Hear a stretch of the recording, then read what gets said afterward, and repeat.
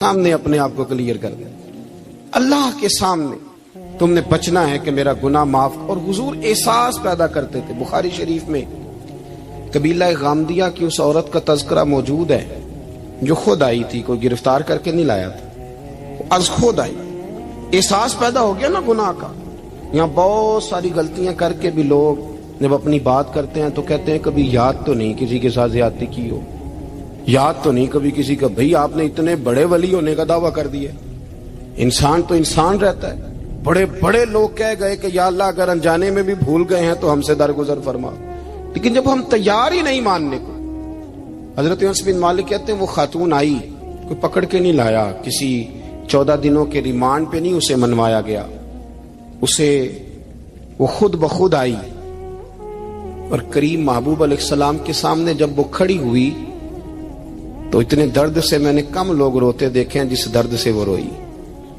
عرض کرنے لگی حضور میں غلطی کر بیٹھی ہوں، مجھ سے زنا ہو گیا، مجھے پاک کر دیں۔ تو محبوب کریم علیہ السلام نے فرمایا تو کیسے ثابت کرے گی تو نے گناہ کیا؟ یعنی مجرم کو ثابت کرنا پڑ رہا ہے کہ میں گناہ گار۔ یہ وہ کمال ہے کہ انسانوں کو احساس ہونے لگے کہ یہاں ہم غلط ہیں۔ جب اعتراف جرم ہوتا ہے، جب بیماری کی تشخیص ہوتی ہے تو پھر اس کا علاج بھی ہو جاتا ہے۔ حضرت انس بن مالک کہتے ہیں وہ عرض کرنے لگی حضور میرے پیٹ میں ناجائز بچہ ہے۔ حضور نے فرمایا جا جب بچہ پیدا ہو تو پھر آنا۔ وہ 8 ماہ کے بعد آئی تو اس کی گود میں پھول سا بچہ تھا۔ حضور نے فرمایا واپس جا، جب روٹی کھانے لگ جائے تو پھر آنا۔ وہ 2 سال 2.25 سال دودھ پلاتی رہی، پھر جب آئی تو بچے کے ہاتھ میں روٹی کا ٹکڑا تھا۔ کریم محبوب صلی اللہ تعالی علیہ وسلم سے آ کے جب اس نے بات کی تو وہ درد سے روئی، کہنے لگی یا رسول اللہ 3 سال ہونے کو ہیں، میں نے گناہ کیا ہے، میں ساری رات سو نہیں پاتی۔ حضور تڑپتی اگر اس حال میں مر گئی تو اپنے رب کو کیا منہ دکھاؤں، مجھے پاک کر دے، میرے حال پہ رحم فرمائے۔ محبوب کریم صلی اللہ علیہ وسلم نے بچہ ایک صحابی کو دیا، فرمایا بچوں کی طرح پالنا، اور کہا اسے لے جاؤ، پتھر مار مار کے اسے سنسار کر دو۔ صحابہ کہتے ہیں اسے پتھر لگ رہے تھے اور حضور بے چینی کے ساتھ ٹہل رہے تھے۔ آ کے خبر دی حضور وہ تو وصال کر گئی، انتقال ہو گیا۔ فرمایا یہاں تک تو بات اس کی تھی۔ حضرت انس بن مالک کہتے اب محبوب کریم نے صحابیات سے فرمایا اسے غسل دو، کفن پہناؤ، جنازہ تیار ہو جائے تو مجھے خبر کرنا۔ حضرت انس بن مالک کہتے ہیں غسل ہوا، کفن ہوا، جنازہ تیار ہوا تو حیران ہم تب ہوئے جب میرے محبوب نے فرمایا صفے بناؤ میں خود جنازہ پڑھاؤں گا، میں خود جنازہ پڑھاؤں۔ اور سرکار نے جنازہ پڑھایا تو ایک شخص کی زبان سے نکلا حضور اس ملعون کا معاذ اللہ جنازہ جس نے ناجائز بچہ جنا، اس کے لیے آپ دعا کر رہے ہیں، جنازہ پڑھا۔ حضور فرمانے لگے خاموش ہو جاؤ، تم نے گناہ دیکھا ہے اس کا احساس نہیں دیکھا، تم نے غلطی دیکھی ہے لیکن اس کی توبہ کا انداز نہیں دیکھا۔ اور صاحب کنز العمال نے یہ لفظ نقل کیے ہیں کہ کریم محبوب فرمانے لگے اس نے تو ایسی شاندار توبہ کی ہے کہ اگر میں اپنی ساری امت میں بانٹ دوں تو اللہ سب کی مغفرت فرما دے گا۔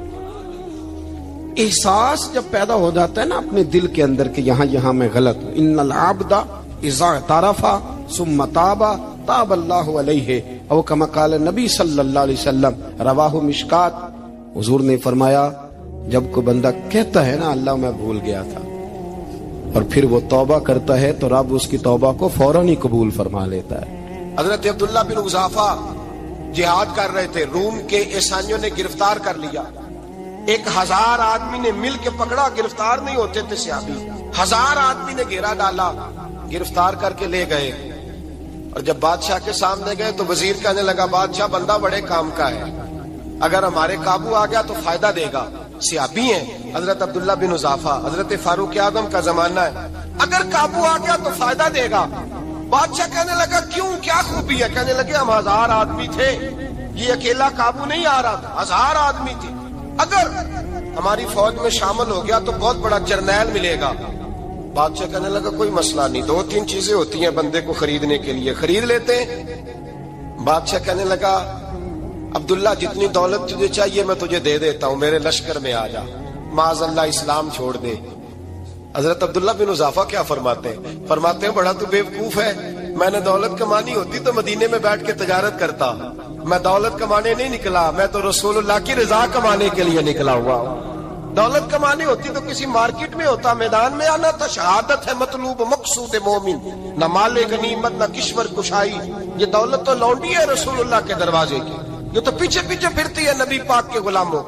یہ کمانی ہوتی تو میں کسی مارکیٹ میں ہوتا، میدان میں تھوڑا ہوتا۔ عبداللہ بن حذافہ سے ایک دوسری چال چلی، کہنے لگے میاں عہدہ جو تجھے چاہیے، میں بادشاہ ہوں، میرے نیچے جو عہدہ تو کہے گا وہ تجھے مل جائے گا۔ حضرت عبداللہ بن حذافہ کہنے لگے شاید تجھے پتہ نہیں میری تعریف کیا ہے، شاید تو جانتا نہیں میری تعریف کیا ہے۔ کہا صاحب کی کیا تعریف ہے؟ کہنے لگے میں رسول اللہ کا صحابی ہوں، اور کائنات میں سب سے بڑا عہدہ مصطفیٰ کے صحابی ہونے کا عہدہ ہے۔ صحابہ وہ صحابہ تھے جن کی ہر صبح عید ہوتی تھی، خدا کا قرب حاصل تھا، نبی کی دید ہوتی تھی۔ فرمایا میں نے حضور کے جلوے دیکھے ہوئے ہیں، مجھے عہدے کی ضرورت ہی نہیں، اور میں نے عہدہ لینا ہوتا تو میں سیاست کرتا، میں تو شہادت لینے نکلا ہوں میدان میں، عہدے کا میں نے کیا کرنا ہے۔ اب بادشاہ کہنے لگا اسے قتل کر دو۔ وزیر کہنے لگا نہیں، ایک بات اور ہے، مجھے ایک چال اور چلنے دو۔ کہا وہ کیا؟ کہنے لگے میری بیٹی بڑی خوبصورت ہے، مجھے موقع دو اپنی ہی بیٹی کو سجا بنا کے۔ وہ جوان جس کی جوانی اتنی بڑی ہے کہ 1000 آدمی مقابلے میں کھڑا نہیں ہوتا، اس جوان کے کمرے میں رات کی تنہائی میں بنا سوار کے بی بی کو بھیجا۔ وہ بی بی کہتی ہے میں ساری رات بن سور کے اس صحابی کے کمرے میں بیٹھی رہی، لیکن یہ کیا شخص تھا، ساری رات ہی مسلح پہ بیٹھا رہا، ساری رات ہی۔ کچھ دیر تھک جاتا تو یہ کریم رسول پہ درود پڑھنا شروع کر دیتا۔ بی بی کہتی ہے سحری ہو گئی تو میں نے چھو کے دیکھا کہ انسان ہے کہ جن ہے، یہ بندہ ہے کہ فرشتہ ہے، چھو کے دیکھا۔ کہنے لگے پیچھے ہٹ جا۔ میں نے کہا میں نے تو سنا تھا تو 1000 کے مقابلے میں ہے، اور تو اتنا بے حس ہے کہ